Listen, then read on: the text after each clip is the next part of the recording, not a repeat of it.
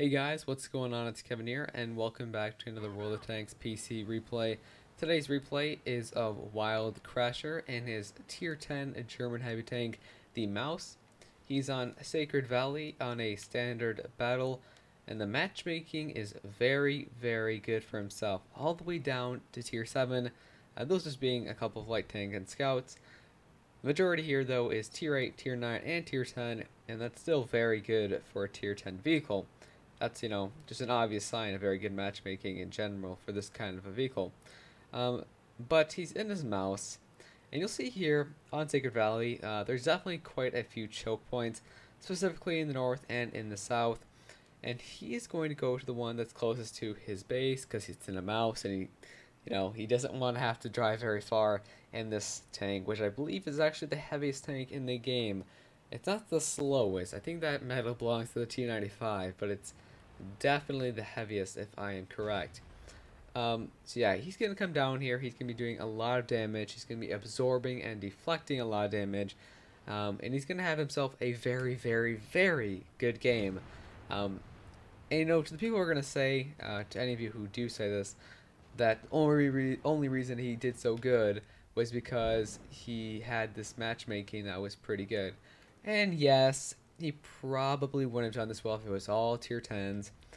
But at the same time, guys, we all have those matches where we do really where we get really lucky, and then we have really good matchmaking. And we don't all go do insane amount of damage and block a lot of damage, like in the case of the mouse, which is like something it's really known for. And besides, there's an enemy mouse. Sorry about me showing the tanks there. There's an enemy mouse there on the enemy team, you see. Zuber R3 or whatever.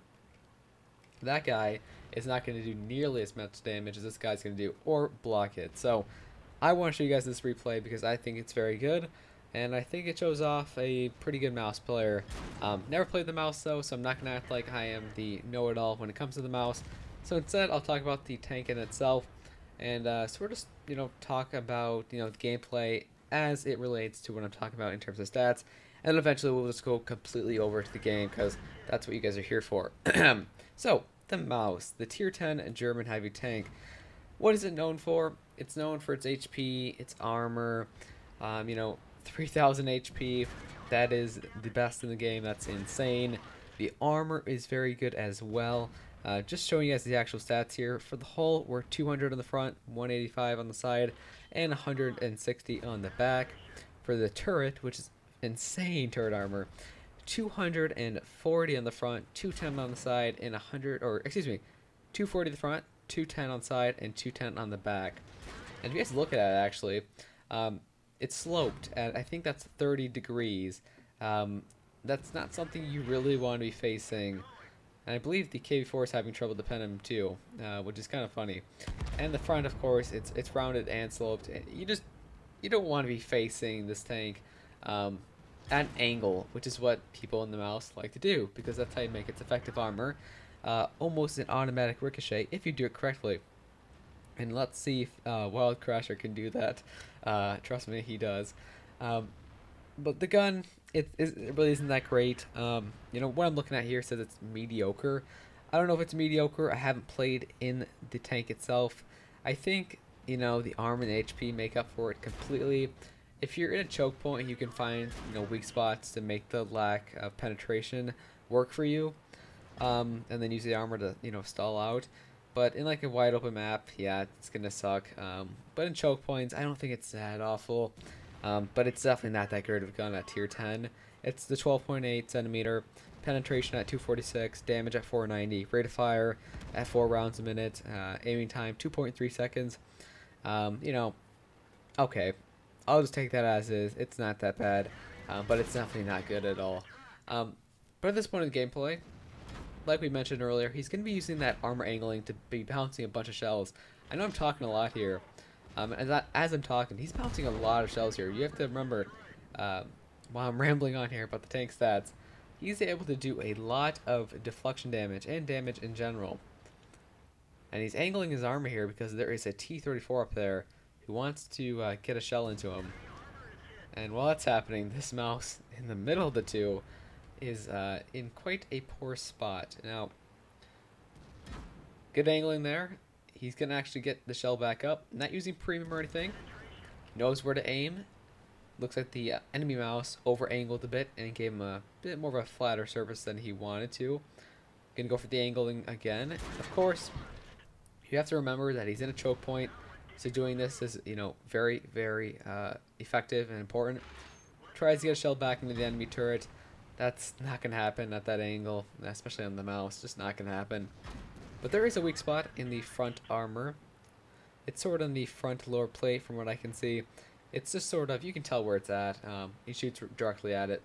And it's definitely the type of spot that isn't that hard to penetrate. He's going to get it again, actually. I'm surprised that enemy mouse does not know how to angle his armor so well. I feel like he could have made a difference in this game as well. Well, this T-34 is getting very, very aggressive.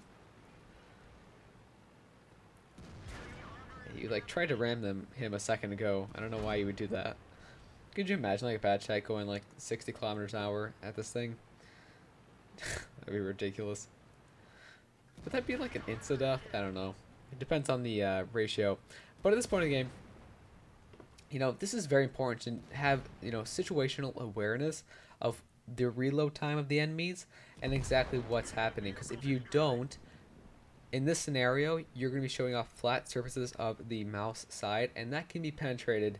Even though it's very thick, it can be penetrated. So you have to be aware of when the enemy is going to be firing and how long until they fire, so you can, you know, sort of play off their reload and make sure you get the armor angled at the correct time. And sometimes if you do it just right, we've all had that moment where, like, oh yeah, I'm going to get this guy, he has a flat angle, and then you shoot, and then just the second you shoot, or maybe the second before you shoot, he gets that armor angled really quickly, and it bounces right off. You know, that's something you need to do in the mouse as well, if you're in that kind of scenario where you have two guys on either side of you. And he did a pretty good job back there, as you guys can see.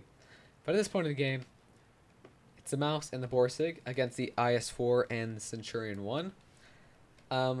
You know, the problem here is it's a mouse. It's a very slow tank. The Centurion 1, you know, it's not that slow. IS-4, I don't believe the Soviet heavies are that slow, but I don't know, they're not slow at all. I know the IS-8 isn't slow, but that's more of a medium tank, in all things considered. I don't think the Soviet heavies are that slow, if I remember. I think they have a good top speed, if I remember correctly. Definitely not slow compared to the mouse.